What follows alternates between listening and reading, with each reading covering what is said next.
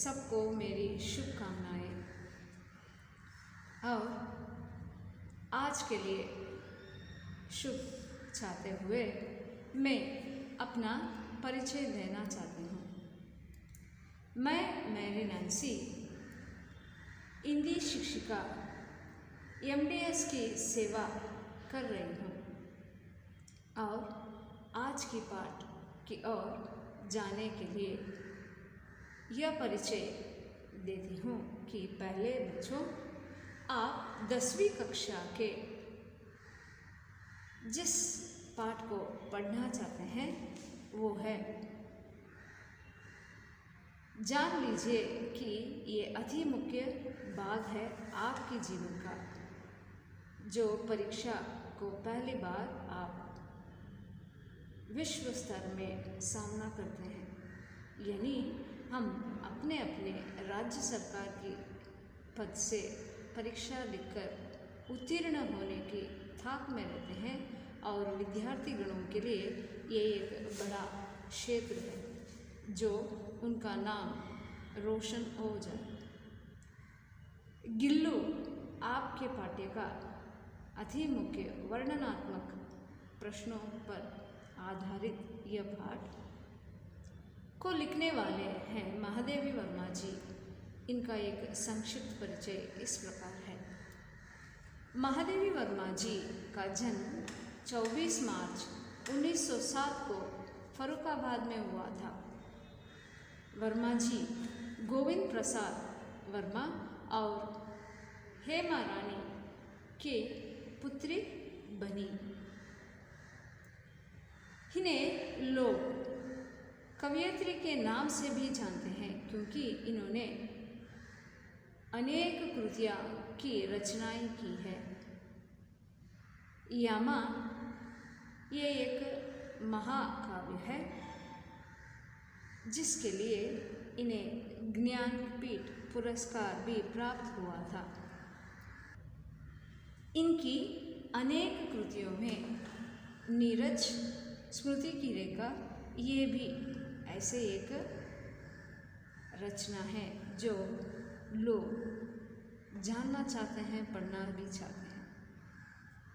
तो आगे बच्चों, ये पाठ को वीडियो के दौरान समझने की कोशिश कीजिए, जिसके लिए आपको आगे की भी कुछ कार्य है मेरी ओर से। गिल्लू।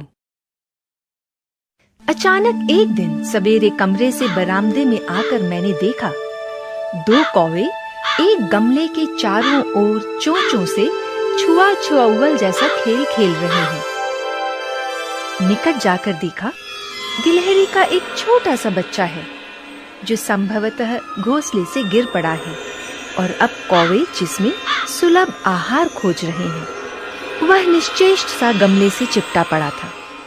सबने कहा, कौवे की चोंच का घाव लगने के बाद यह बच नहीं सकता, अतः इसे ऐसे ही रहने दिया जाए। परंतु मन नहीं माना। उसे हौले से उठाकर अपने कमरे में लाई, फिर रुई से रक्त पोंछकर घावों पर पेनिसिलिन का मरहम लगाया। रुई की पतली बत्ती दूध में भिगोकर जैसे तैसे उसके नन्हे से मुंह में लगाई, पर मुंह खुल न सका और दूध की बूंदें दोनों ओर लुढ़क गईं। कई घंटे के उपचार के उपरांत उसके मुंह में एक बूंद पानी टपकाया जा सका। 3-4 मास में उसके स्निग्ध रोएं, झब्बेदार पूंछ और चंचल चमकीली आंखें सबको विस्मित करने लगीं। हम उसे गिल्लू कहकर बुलाने लगे। मैंने फूल रखने की एक हल्की डलिया में रुई बिछाकर उसे तार से खिड़की पर लटका दिया। वही 2 वर्ष गिल्लू का घर रहा। वह स्वयं हिलाकर अपने घर में झूलता और अपनी कांच के मनकों सी आंखों से कमरे के भीतर और खिड़की के बाहर ना जाने क्या देखता समझता रहता था, परंतु उसकी समझदारी और कार्यकलाप पर सबको आश्चर्य होता था। जब मैं लिखने बैठती तब अपनी ओर मेरा ध्यान आकर्षित करने की उसे इतनी तीव्र इच्छा होती थी कि उसने एक अच्छा उपाय खोज निकाला। वह मेरे पैर तक आकर सर्र से पर्दे पर चढ़ जाता और फिर उसी तेजी से उतरता। उसका यह दौड़ने का क्रम तब तक चलता जब तक मैं उसे पकड़ने के लिए ना उठती। कभी मैं गिल्लू को पकड़कर एक लंबे लिफाफे में इस प्रकार रख देती कि उसके अगले 2 पंजों और सिर के अतिरिक्त सारा लघुगात लिफाफे के भीतर बंद रहता। इस अद्भुत स्थिति में कभी-कभी घंटों मेज पर दीवार के सहारे खड़ा रहकर वह अपनी चमकीली आंखों से मेरा कार्यकलाप देखा करता।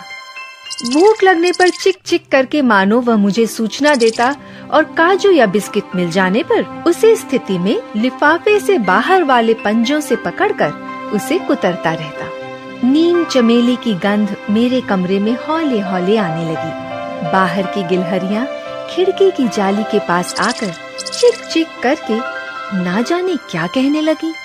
गिल्लू को जाली के पास बैठकर अपनेपन से बाहर झांकते देखकर मुझे लगा कि इसे मुक्त करना आवश्यक है। मैंने कीले निकालकर जाली का एक कोना खोल दिया और इस मार्ग से गिल्लू ने बाहर जाने पर सचमुच ही मुक्ति की सांस ली। इतने छोटे से जीव को घर में पले कुत्ते बिल्लियों से बचाना भी एक समस्या ही थी। आवश्यक कागज पत्रों के कारण मेरे बाहर जाने पर कमरा बंद ही रहता है। कॉलेज से लौटने पर जैसे ही कमरा खोला गया और मैंने भीतर पैर रखा, वैसे ही गिल्लू अपने जाली के द्वार से भीतर आकर मेरे पैर से सिर और सिर से पैर तक दौड़ने लगा। तब से यह नित्य का क्रम हो गया। मेरे कमरे से बाहर जाने पर गिल्लू भी खिड़की की खुली जाली की राह बाहर चला जाता और दिन भर गिलहरियों के झुंड का नेता बना हर डाल पर उछलता कूदता रहता और ठीक 4 बजे वह खिड़की से भीतर आकर अपने झूले में झूलने लगता। मुझे चौंकाने की इच्छा उसमें न जाने कब और कैसे उत्पन्न हो गई थी। कभी फूलदान के फूलों में छिप जाता, कभी पर्दे की चुन्नट में और कभी सोन जूही की पत्तियों में। मेरे पास बहुत से पशु पक्षी हैं और उनका मुझसे लगाव भी कम नहीं है, परंतु उनमें से किसी को मेरे साथ मेरी थाली में खाना खाने की हिम्मत हुई है ऐसा मुझे स्मरण नहीं आता। गिल्लू इनमें अपवाद था।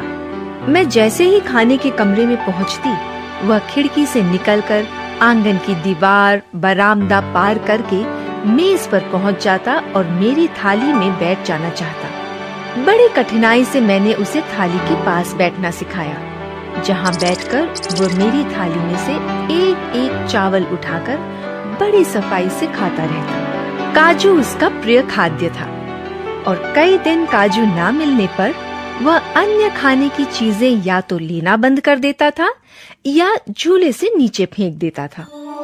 उस बीच मुझे मोटर दुर्घटना में आहत होकर कुछ दिन अस्पताल में रहना पड़ा। उन दिनों जब मेरे कमरे का दरवाजा खोला जाता, गिल्लू अपने झूले से उतरकर दौड़ता और फिर किसी दूसरे को देखकर उसी तेजी से अपने घोंसले में जा बैठता। सब उसे काजू दे जाते, परंतु अस्पताल से लौटकर जब मैंने उसके झूले की सफाई की तो उसमें काजू भरे मिले, जिससे ज्ञात होता था कि वह इन दिनों अपना प्रिय खाद्य कितना कम खाता रहा। मेरी अस्वस्थता में वह तकिए पर सिरहाने बैठकर अपने नन्हे नन्हे पंजों से मेरे सिर और बालों को इतने हौले हौले सहलाता रहता कि उसका हटना एक परिचारिका के हटने के समान लगता। गर्मियों में जब मैं दोपहर में काम करती रहती तो गिल्लू न बाहर जाता न अपने झूले में बैठता। उसने मेरे निकट रहने के साथ गर्मी से बचने का एक सर्वथा नया उपाय खोज निकाला था। वह मेरे पास रखी सुराही पर लेट जाता और इस प्रकार समीप भी रहता और ठंडक में भी रहता। गिलहरियों के जीवन की अवधि 2 वर्ष से अधिक नहीं होती, अतः गिल्लू की जीवन यात्रा का अंत आ ही गया। दिन भर उसने न कुछ खाया न बाहर गया।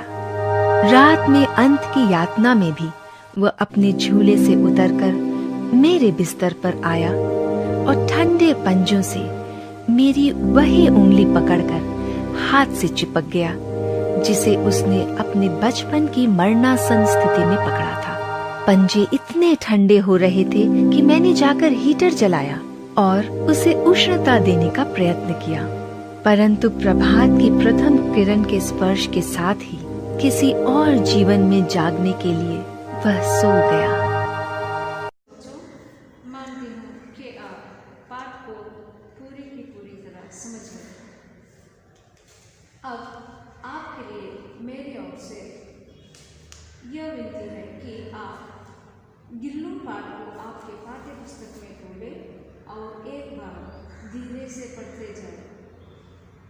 जो आपके लिए दिया जाएगा एक एक अंक वाले प्रश्न, उसे आप सुलभ साध्यता से पूरा कर पाएंगे।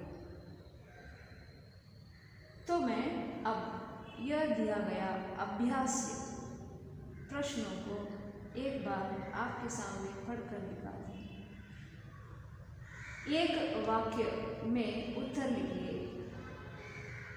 पहला प्रश्न, लेखिका ने कौवे को क्यों विचित्र पक्षी कहा है?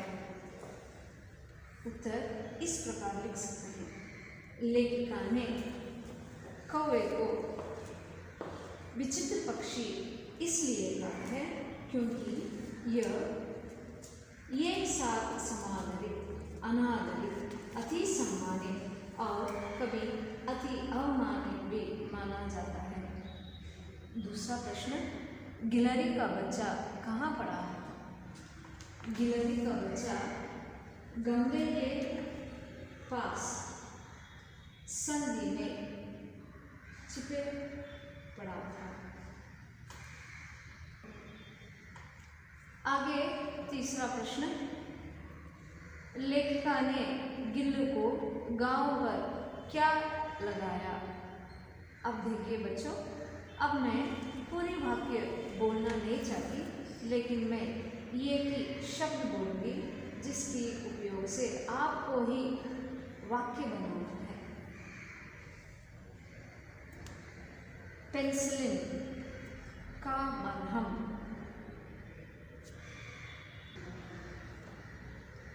आगे बच्चों, जो भी प्रश्न है एक वाक्य के, उसे आप जैसे मैंने कहा वैसे एक एक शब्द को प्रयोग करके वाक्य रचना करना सीखिए।